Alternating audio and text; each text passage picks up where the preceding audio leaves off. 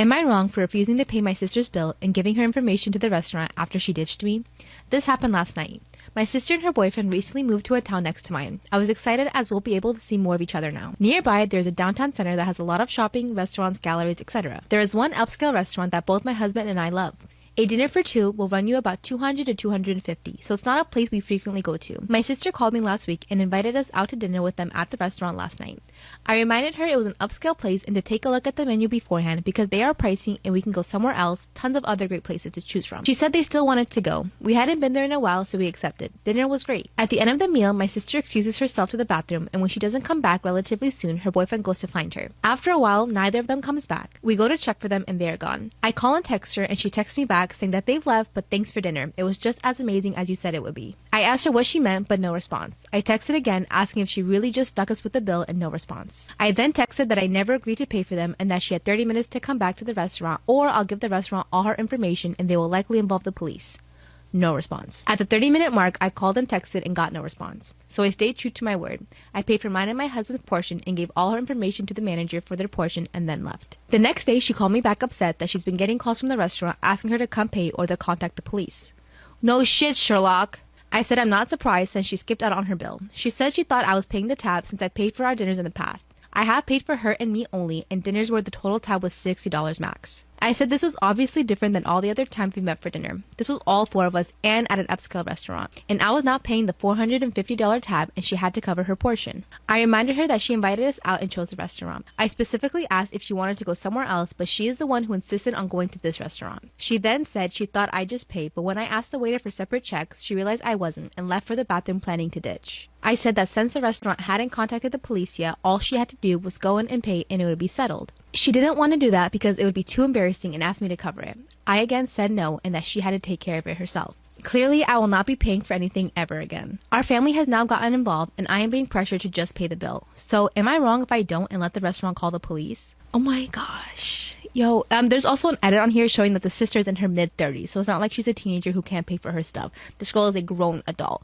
Story time of how I found out my boyfriend was cheating on me with my cousin. My boyfriend and I had been together for 2.5 years. His family loved me and my family loved him and they expected us to get married. Well, last year when COVID started, we were actually in different countries, so we didn't see each other for 3 months. During those 3 months, we FaceTimed 4 times a day, and we were always texting. He happened to be quarantining in our hometown, so both of our families were in the same place. I was quarantined in a different country. One day, my cousin calls me and tells me that she met a really nice guy on a dating website. I was so happy for her because she had had bad luck with guys. Every single week, her and I would catch up on the phone and she would tell me how much she liked this guy, and how amazing their dates were, and how amazing he was in bed, how sweet and considerate he was. I couldn't be happier for her. Well, when I finally get back home, my boyfriend is super distant and cold. So naturally, I called my cousin and complained. She told me to give him space. She said I should just leave him alone. And so like an idiot, I did leave him alone. One day, my cousin calls me and tells me to come over for dinner. When I got there, my boyfriend's car was parked in her garage. I thought it was just her nice way of trying to get us to talk. I walk in and catch them doing the dirty on the couch, come back for part 2. So I walk in on my cousin and my boyfriend doing the dirty on her couch. They quickly get up from the couch and get dressed. Of course, by that time, I'm in hysterics. I'm crying and yelling. My boyfriend instantly got on his knees and begged me for forgiveness. I went up to my cousin and I punched her right in the face. She wasn't expecting that. And I said, well, this is the guy that you've been dating, isn't it? She said yes, and that she was just trying to find the best way to tell me. And so she just thought the best way to tell me was to get me to walk in on her and him doing the dirty. I punched her again. My boyfriend came to her rescue though. Instantly went into hero mode, which made me even angrier, so I punched him too. I stormed out of her house and went back to my house. Well, I told my parents everything. And my dad went over to my uncle's house, my cousin's dad, and he told him everything. She was about to turn 19, so he took away her phone and her car. And I get a phone call from my ex, come back for Part 3. So my lying, cheating ex calls me and explains to me why he actually slept with my cousin. He said that he was so lonely and that he didn't know what to do, and that the closest thing to me he could find was my cousin. Right, as if that was any comfort to me. He said I should be grateful that I didn't cheat with someone else. I told him he had totally betrayed my trust and that I could never ever trust him again. And then he confessed that she was pregnant and that his parents wanted them to get married. He said he just wanted to give me a heads up. Then he said that we could still be together but just not tell anyone, so basically he wanted me to be his side piece. I couldn't believe the words that were coming out of his mouth. It was like I didn't know this man. Guess what I did? I recorded the entire conversation. So I went straight to my cousin and I let her listen to it. She was so shocked. She couldn't believe that he would offer to have me as a side chick. Well, I also let my uncle listen to it. He went to my ex's house and beat him up. Honestly, that made me sad, but he deserved it. They now have a baby and he's gained 50 pounds. Trust your instincts, girl, and always record your conversations. Also, how cute are my nails? Story time about how I woke up to my best friend having a seizure. A little background information. So my close friend invited me over to his house to spend the night, and we're gonna call him Jay. Well, Jay and I got to his house, and his parents parents are really strict, so he had to sneak me in. So he told me to wait by the garage. And as soon as he opens the front door to his house, I hear his parents screaming. So he's inside fighting with his parents. I'm outside freezing my ass off. So an hour later, he comes out to get me, walks me through the garage, and I have to hide in this crawl space. So while I'm hiding in this crawl space, him and his parents are still arguing. And his parents walk past where I was like 5 times. So his mom gets in the car and leaves. She said she was going to kill herself. His dad comes into the garage, starts crying. I literally witnessed him have a mental fucking breakdown. Then his mom came back, said that she hated everybody. So then Jay purposely bangs his head off of the kitchen table 2 times. So when he came into the garage to get me, he had an ice pack on his head. Then we snuck up to his room like for part 2.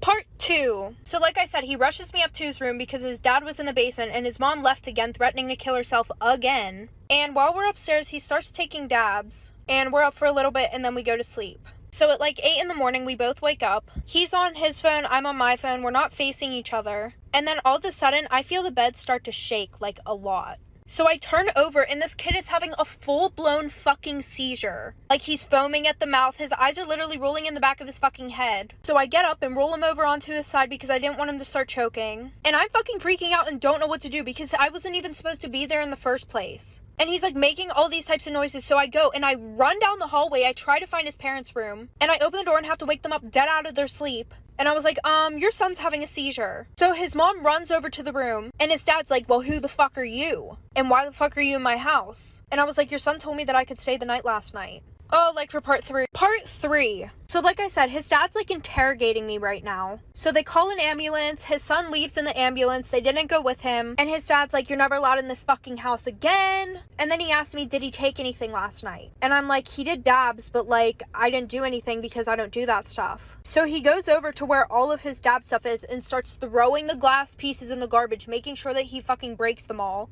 And his mom comes over to me to comfort me because I'm literally like fucking crying because this kid almost died right next to me. And she's like, it's okay, sweetie, like this happens to him a lot. But I felt so uncomfortable because he was like making it seem like it was my fault. So I hurry up and call my mom, and my mom doesn't get there till like 30 minutes because their house is a little bit further away.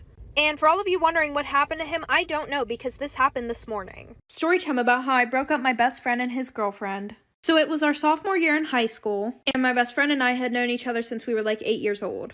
And I've always had a crush on him. Like anytime he would get a girlfriend, I would try and break them up. And it would work. Well, our freshman year of high school, he started dating this one girl. Well, when he started dating her, he distanced himself from me because she didn't like how much time we were spending together. So a few months go by and my birthday's coming up. And mind you, within these past few months, we only seen each other like twice. And he had me blocked on all social media. Well, our parents were really good friends because we lived in the same cul-de-sac. So my mom invited him and his parents to my birthday party. So at the end of my party, my friends left and him and his parents stayed. And my parents really didn't care if I drank alcohol, so we had like a whole bottle of vodka to ourselves. So we're in the basement and we're taking shots together. Well, I got him super drunk and he fell asleep. And while he was sleeping, I went on his phone and like for part 2. Part 2. And I was able to get into his phone because he stole my fingerprint from when we were best friends. So I unblocked myself on all social medias. And there was an ottoman pushed against the couch. So while he was sleeping, I was able to go lay next to him. So while I was laying next to him, I took a few pictures of us. And I saved them in his camera roll.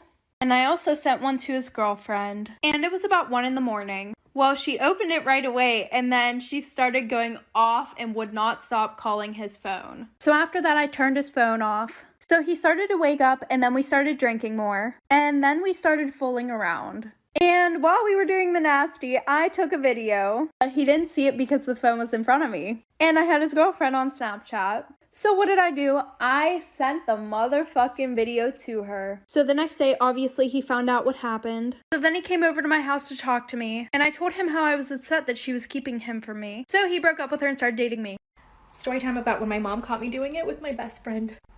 I was 16 at the time, and there was this new boy that moved in across the street from us. He was super cute, and I noticed him right away. My parents were super strict. I wasn't allowed to have a boyfriend or even any guy friends, and I knew right away that I wanted to at least become this guy's friend because he was so cute. So one day I told my mom, hey, why don't we take cookies or something to welcome the new neighbors in town? And my mom was like, that's a great idea. So we end up going over and we meet them. They're really nice. And the cute boy comes downstairs and he tells his mom he's going to go to Bible study. Well, when we get home, I tell my mom, hey, you know what? Maybe I should join a Bible study group too. And my mom was like, great idea. She even told me to go ask him about it since he had mentioned it. One day he's mowing the lawn, so I decided to go talk to him and ask him about the Bible study group. He actually ended up taking me there that same day and we had a fun class. Over the next few weeks, we became really, really good friends. Best friends. We told each other everything. But there was always attraction. Part 2. So my neighbor, I'll call him Curtis. We're really good friends at this point, but we were always attracted to each other. But because we were in Bible study together and our parents were very religious, we kind of tried to stay away from anything. One day, we're in my house chilling in my room because I knew my mom wouldn't be home for a while, so I told him to just come upstairs. We ended up eating Pop-Tarts and watching a Netflix show. The whole time I was mustering the courage to tell him that I really liked him because I really felt that I wanted to be honest with him instead of just lying to him, and the whole reason why I even got into the Bible study group was to be with him, or at least spend time with him. So finally, I just blurted it out. I said, I like you.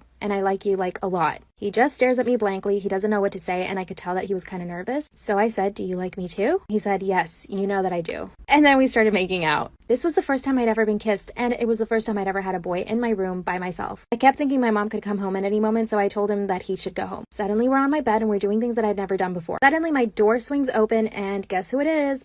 Part 3. So my mom swings the door open and she sees us on my bed doing stuff. Of course, I'm mortified. I'm super embarrassed. I'm also embarrassed because I know how she's going to react in front of him. My mom, of course, just starts yelling her head off. Then we walk over to his house. She proceeds to tell his mom what we did. And then 5 minutes later, my dad walks into their house.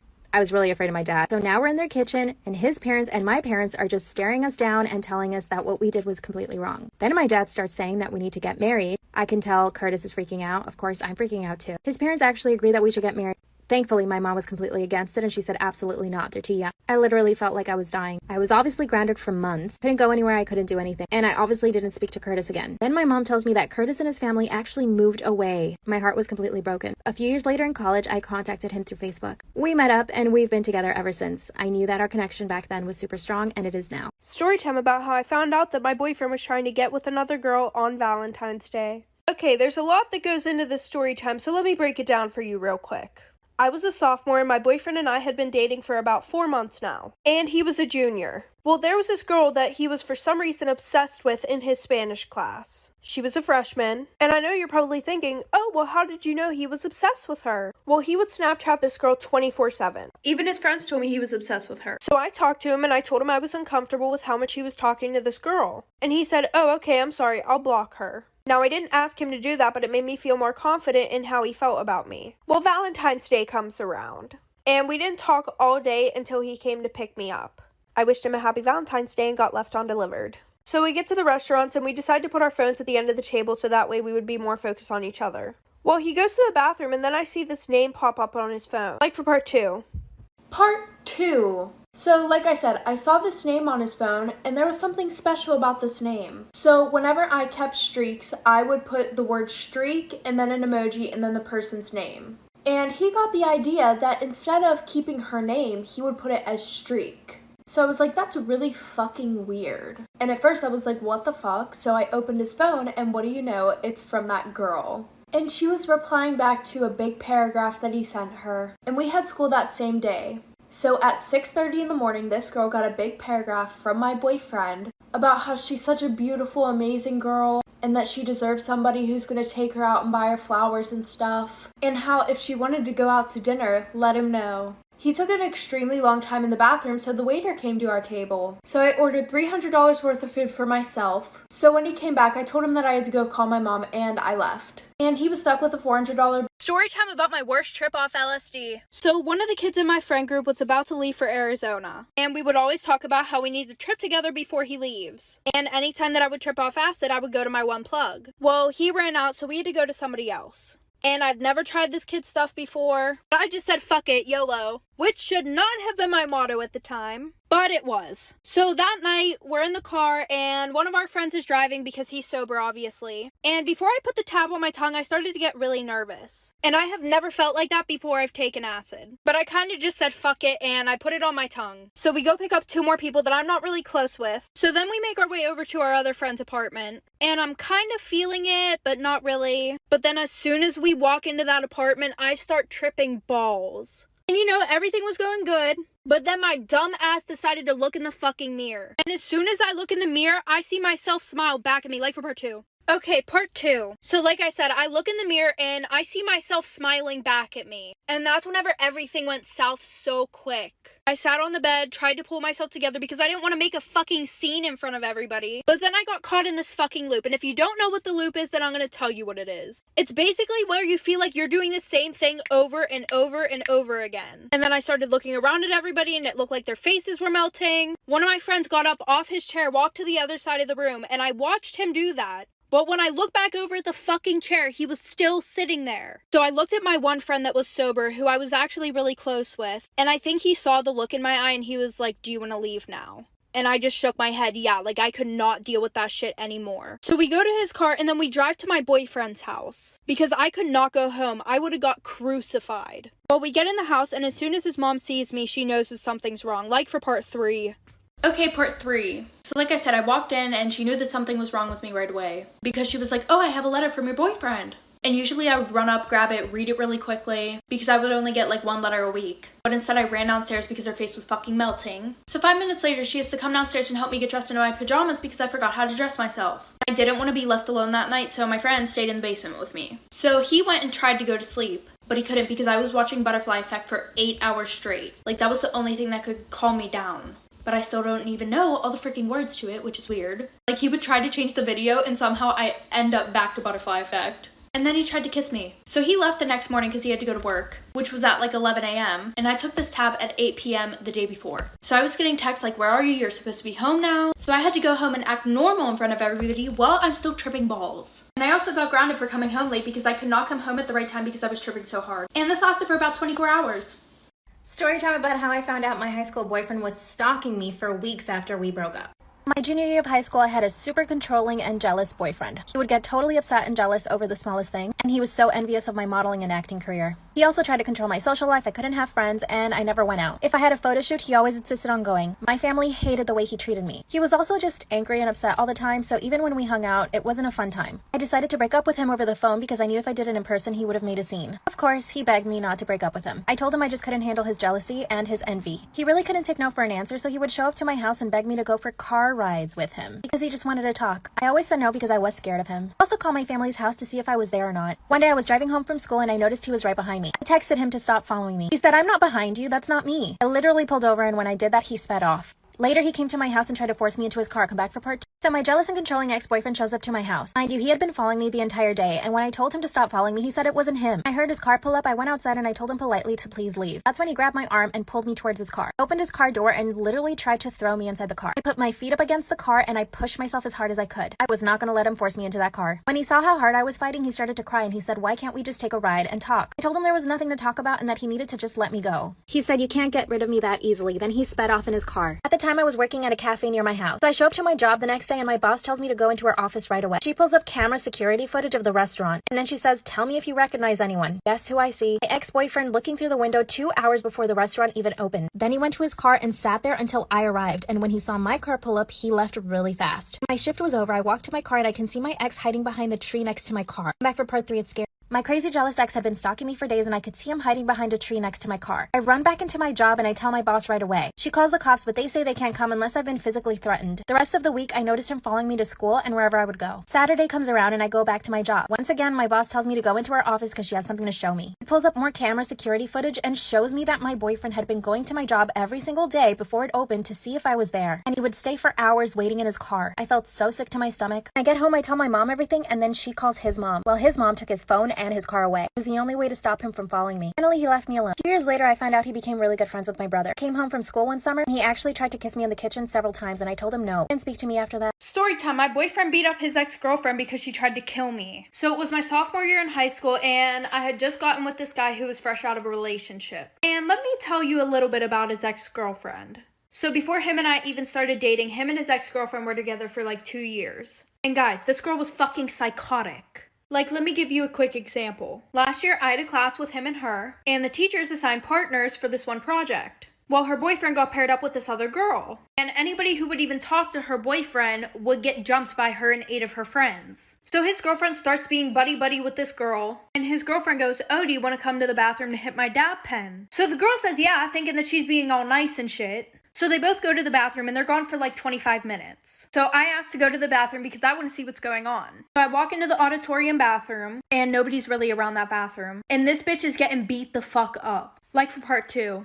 Okay, part 2. Okay, so like I said, I walk in and this bitch is getting her shit rocked. Like there were like 5 girls in there beating the shit out of her. All of them just look at me, so I walk out and go back to the classroom. And the one girl went to the hospital and the other girl got suspended. So back to present day. So after school that day, I get a ride with him and his friends to his house. Well, as we're all driving to his house, we realize that his ex-girlfriend's car is right behind us. And it's literally her and all of her friends. And at this point, my boyfriend's really fed up with her shit. Because she keeps following me around school, texting me saying she's gonna kill me, saying he got her pregnant, always says that he's been cheating on me with her. So my boyfriend pulls over the car, and at this point, I think it's a trap. I'm like, oh shit, he's gonna let me get beat the fuck up. Well, he tells me to stay in the car. He gets out and walks over to her driver's door and tells her to get out of the car. So her and all her friends get out, and one of her friends starts punching him. While he's distracted with that, his ex runs over to the car, opens the door, and pulls out a fucking knife. Like for part 3. Okay, part 3. She fucking has a knife up to my neck, screaming at me. And I'm staying quiet as fuck because I do not want to get my throat slit by this bitch. So all I see is my boyfriend rip this bitch out of the car and start stomping her in the fucking ground. And whenever he went and ripped her out of the car, the knife like slashed my leg open, so there's fucking blood everywhere. And we're like at the beginning of his cul-de-sac, so all the fucking neighbors are outside watching him stomp this bitch into the ground. And then one of her friends comes around the other side of the car, grabs me by my hair, rips me out of the car, starts beating the shit out of me. So then one of his friends starts beating up that bitch too. So obviously the cops were called. My boyfriend went to jail. She also went to jail. And after that happened, my parents made me move schools. But after that, word got around that they were dating again. Good luck to the next bitch. Story time about how my ex caught me cheating on him. My ex was the biggest player in my college. All the girls knew him and everyone warned me not to hang out with him. Of course I didn't listen. He asked me to be his girlfriend and I said yes, of course. We had been going out for a few months, but every time he would go to a frat party, I would hear from someone else that he had been cheating on me or that he was trying to hook up with other girls. And I would ask him about it. He would absolutely deny it and say that people were just trying to separate us because they were envious of our relationship. I believed him a little bit, but something told me I shouldn't. So of course I decided to check his messages, and guess what? I found a bunch of messages between him and girls that he went to class with. I confronted him and he denied everything. He said those were not his messages and that I was probably making things up. He deleted the messages before I could take screenshots. It was around the time of my birthday and I was planning a party, and I told him he couldn't come to my party because I was upset at him. I made sure to invite a friend of his to my party who I knew had a crush on me. So his friend and I got really cozy at my party. We started hanging out every single day after Part 2. So my cheating boyfriend didn't show up to my birthday party. Instead, I invited one of his friends, who I knew had a crush on me. Let's call him Bob. Well, Bob and I started hanging out all the time. Behind my boyfriend's back, of course. My boyfriend and I would hang out less and less. Well, Bob started catching feelings, and he asked me to break up with my boyfriend and to basically come clean to him, and I said no. I had no intention of leaving my boyfriend. I just wanted to get revenge. And honestly, it felt really good to do that. Bob got really upset because I didn't want to break up with my boyfriend, and he went off. I started hearing rumors around the school about me hooking up with Bob. My boyfriend asked me about it, and I said, I don't know where that's coming from. I haven't hooked up with anyone. My boyfriend didn't believe me. My boyfriend went to a party that night and he didn't invite me, which of course, you know what that means. I asked Bob if we could hang out, so I went over to his place. We're on his couch kissing and my boyfriend comes in through the door. Part 3. So while I'm hooking up with Bob on his couch, my boyfriend walks in through the door. Bob got up from the couch and went and stood next to my boyfriend. And my boyfriend just begins to say, I knew that you were cheating on me. You see, I knew it. Rumors were true. And I said, well, you've been cheating on me for months since we started dating. And Bob pipes up and says, look, I'm sorry I did this to you, but it had to be done. I slowly started to realize that I had been set up by both of them. I went back to my dorm and I didn't speak to them for a few days. My boyfriend was calling and begging me to get back with him. He said he would forgive me for the cheating if I forgave him for cheating on me. But Bob was also messaging me asking me to be his girlfriend. He said he'd never cheat on me like my boyfriend did and that he really had feelings for me. Well, I didn't get back with my boyfriend, but we're hooking up. And I'm still hooking up with Bob too, but I made a promise that he wouldn't tell my ex. I did find out that my ex cheated on me with 15 girls, and that's on toxic. Story time about how I got catfished and almost kidnapped. So because I just turned 18, I thought about signing up for a few dating apps. So I did. I matched with this really cute guy named Chris. And we chatted on the app for like 3 weeks back and forth. I would ask him to FaceTime, but he would always make up some lame excuse. Yes, ladies, there's a video dating app coming out soon, so no more lame excuses for sus boys. Anyways, so finally after asking him a bunch of times to hang out, we finally made plans to meet up for dinner. He gave me the address to the place and it was like 20 minutes from where I lived. And he told me that he was going to be wearing a baseball cap and I told him that I was going to be wearing a white shirt and green jeans. So I took an Uber and got there at like 6 o'clock, but when I got in there I didn't see anybody with a baseball cap on. While I'm looking around, all of a sudden somebody taps me on the shoulder. So I turn around and it's this older guy wearing a baseball cap and he goes, "Oh, hi, I'm Chris." So I'm definitely feeling super sus at this point, but I'm too fucking nice to be like, "Ooh, get the fuck away from me." So I figured I might as well get a free meal out of this. So we sat down to eat like for part 2. Okay, part 2 of how I got catfished and almost kidnapped. So we get seated, we ordered our food, and I start talking to him. You know, I was just trying to be nice and finish my meal, but it was literally so creepy. The whole time he's like, "Wow, you're so beautiful. How are you still single? Yada, yada, yada." I honestly just wanted to eat and leave so bad. So here I am texting my friend that I just got fucking catfished. And while I was going in and out of my purse, I dropped my phone on the floor. And I know you're probably thinking, "Oh, why the hell is she telling us that part about the phone?" Well, because I'm pretty sure that he put something in my drink. No, like he 100% put something in my fucking drink. So I hurry up and eat my food and drink my drink because I just wanted to get the hell out of there. And my drink tasted totally fine, like there was no bitterness or anything. So while he was getting the check, I went to the bathroom to call my friend. And as soon as I get into the bathroom, I start feeling so off. And no, it was not my anxiety from sus Chris. I also felt like I was gonna throw up. And my friend wasn't picking up at all. So I tried sharing my location with her, which I usually never do, like for part 3. Part 3 of how I got catfished and almost kidnapped. So like I said, I shared my location with her, but it took me forever because I had no control over my body whatsoever. And I was throwing up uncontrollably. So she immediately knew that something was wrong because I wouldn't just randomly share my location with her. So that's when I blacked out and I really only remember a few things that happened after that. Like I remember being out in the parking lot and him walking me to a car, which I thought was my Uber. So I remember waking up in the car and looking at the dashboard and it being 9 o'clock at night. So I start to wake up a little bit and I realize that I'm in somebody else's car and I can't find my phone anywhere. I'm pretty sure I blacked out again after that, because the last thing I remember is a police officer standing over me and shining a flashlight in my face. So apparently there's security footage of him pulling off into a gas station and putting me in the trunk, and he was able to make it all the way to South Carolina from West Virginia. So my best friend shared my location with authorities. I want to spread awareness that things like this actually do happen. If a picture's worth 1,000 words, a video's worth 1,000,000. So click the link in my bio for a safer option of online dating. Love you guys. Storytime, I got my boyfriend back for cheating on me by getting him arrested. It was the summer before my sophomore year in high school, and my sister just got accepted to a college that was 25 minutes away from our house. So I would always hang out with her and her friends and go to parties with them. Well, there was this one guy in her friend group that I really liked, and he was 22, and he also had a girlfriend. But did that stop me? No, because he was really hot. And because we would hang out all the time, him and I were getting super close. We would FaceTime each other all the time. We would hang out even when we weren't with my sister and her friends. Well, the one night I'm sitting at home and I get a call from him. And he's like, "My girlfriend and I broke up. I really need someone to talk to." And I'm like, "Aw, you can come over. I'll comfort you." So he comes over and I comfort him, you know, and then we do the nasty. And the next morning I had to sneak him out my window because my parents would have flipped shit. So him and I start dating after that. And then Halloween weekend comes up. And I go to a party with my sister and our friend group, like for part 2. Part 2 about how I got my boyfriend arrested for cheating on me. So like I said, we got to the Halloween party and we met him there. And my sister had no idea that we were dating. Because I'm 16, he's 22, she would have flipped out. So a little bit into the party, I'm super drunk, we're dancing and everything. So he's really close with the girl who's throwing the party. So he asked her if we can use one of the bedrooms. And it sounded like he said, "Oh, can me and Millie use one of the bedrooms?"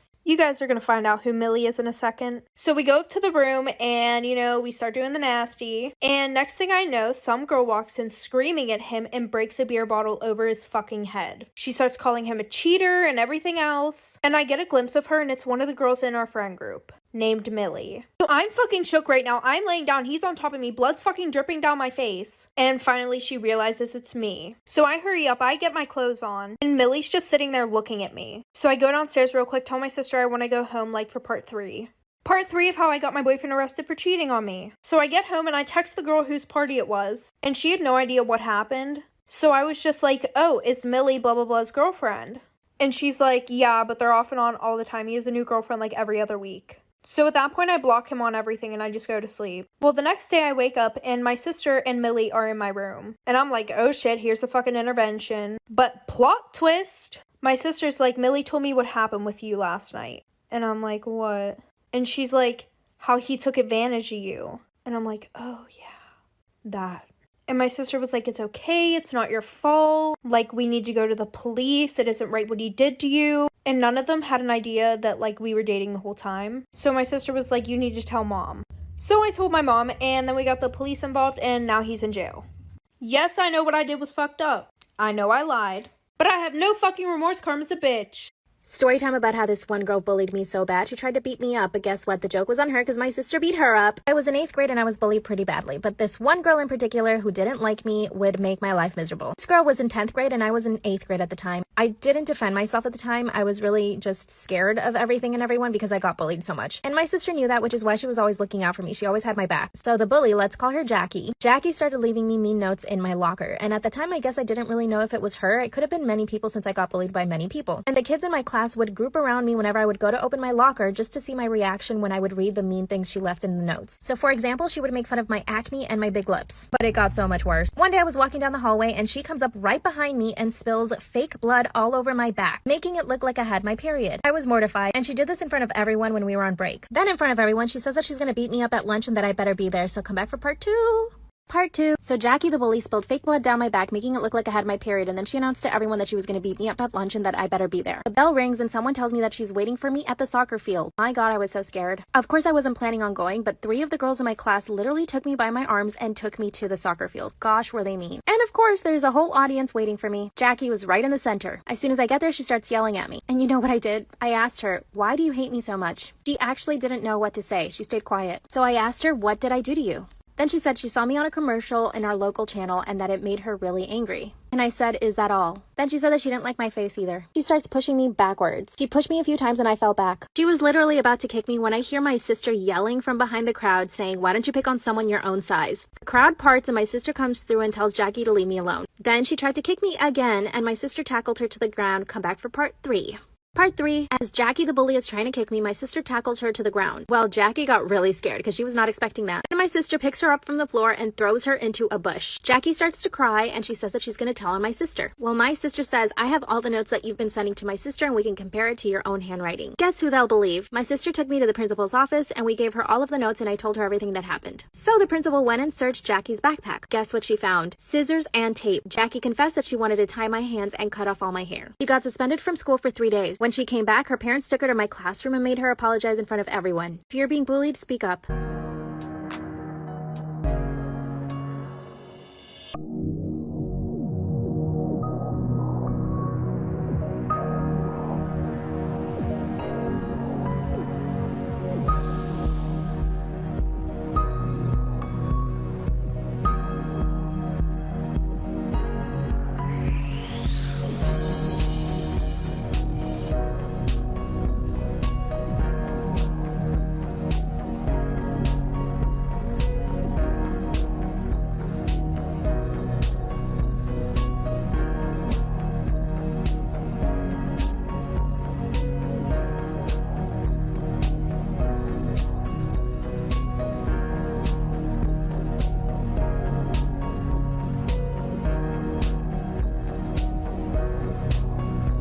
Story time about when my celebrity ex thought that I was an escort and set up a meeting with a man he thought was my client. Some of you already know who I'm talking about. If you don't, leave your guesses in the comments. My celebrity ex was a very paranoid and jealous person. I was working at a hookah lounge when this all happened, and I actually had to quit the hookah lounge because he thought I was going to meet someone there. By the way, he was usually on substances, which made him really paranoid, and he would just assume that I would sleep with anyone. 5 months into the relationship, he would start making comments like, man, escorts make a lot of money. I bet you met a lot of escorts when you were working at the hookah lounge. Have you ever thought about being an escort? I would try to ignore his comments because I knew what he was getting at. One day he says, you would be a really good escort. You make a lot of money. I said, I don't want to do that. I would never do that for the money. He said, yeah, you would. Eventually, I would just stay quiet because if I defended myself, it meant that I was guilty. Then one day he said that he started looking at escort websites and that he found a few girls that looked like me. So he printed out all the pictures of the girls he thought that looked like me and showed them to me. One girl had brown eyes and another girl had tattoos. I said, that can't be me. He said, I'm sure one of these girls is you. This is where it gets really creepy, so come back for part 2. Part 2. So he shows me pictures of all the escorts, and he says one of these has to be you. I said, of course not. None of those are me. I told him he was being insecure and paranoid. I said insecure and paranoid, he went ballistic. He said, how dare I think that he was insecure? And that the only reason he's confronting me about this is because he doesn't want to be with a whore. He said that I was only trying to start a fight so that I could deviate the conversation to something else. I told him I couldn't be with him anymore, and I left his house. I was really devastated, and you guys might think this is stupid, but I actually thought if I can just prove it to him, then he might believe me, and we might just be able to be happy. It was such a toxic relationship, I really thought that I could change him. A few days later, he calls calls me and says, hey, do you want to come over for dinner? I was so happy that he called and I thought, I'm sure he's going to apologize. I go to his house. He's super cold, short, and tells me to get in the car because he needs to run an errand to the supermarket. When we get to the supermarket, he tells me to sit down on a bench outside. So I sat down on the bench. I was really scared and nervous because I thought he was up to something. Then I see a man staring at me from his car window. My ex had been inside the supermarket for about 20 minutes at this point. Come back for part 3. Part 3. I'm sitting on a bench outside by myself. My ex is inside and he had been in there for about 20 minutes. And there's a man in the parking lot staring at me from his car window. My hands were sweating and I was super nervous. Then I see the man get out of his car and walk towards me. I didn't know who he was. I didn't recognize him. I'd never seen him before. I just kept staring back at him because he was staring at me. Then I call my ex. He says I can't talk right now and hangs up. Then the man stops about 5 feet away from me and just stares me up and down. I asked him if I could help him and he said no. Then he takes a picture of me on his phone. I get up right away and I start walking inside the supermarket. And the man walks back to his car. Then my ex gets a phone call and he says, you're lucky the guy didn't recognize you. Then it clicked. We got back to his house. I got in my car and I went home. Then I got an email from the man saying I deserved a better boyfriend. Are you ready for a scary story? The Legend of La Llorona. La Llorona is a legend, a figure of the night that terrorizes farmers in Nicaragua. During colonial times in Nicaragua, La Llorona was a young girl living with her mother. The Spaniards put them to work. Her mother always told her Indian blood should never mix with Spaniard blood. One day while she's at the river, she meets a Spanish man and they fall in love. They met at the river many times and she fell pregnant. She asked him to take her back with him to Spain and he said no. He abandoned her, leaving her with a child. She cried so much she fell asleep, and when she woke up, she had a baby in her arms. She was full of spite and anger, and she knew she had to kill the baby. She threw the baby into the river, and she could hear the baby's cries. She instantly regretted it and went to save it, but she couldn't. The baby had drowned and was gone. According to the legend, her spirit comes out at night to terrorize the people of León. La Llorona Part 2. After she threw her baby into the river, she heard its cries and ran back to save it, but it had drowned and disappeared. She walked back to town, but she could still hear the baby's cries. Nothing could bring her comfort. Legend has it she walks the streets wailing and crying for her child, naming her La Llorona. She could still hear her baby's cries for her when it was drowning. It consumed her mind and her body. Even now, people still hear La Llorona outside of their houses, and when they do, they dare not go outside. So the next time you hear wailing and crying outside of your window, outside of your house, don't look, because it just might be La Llorona.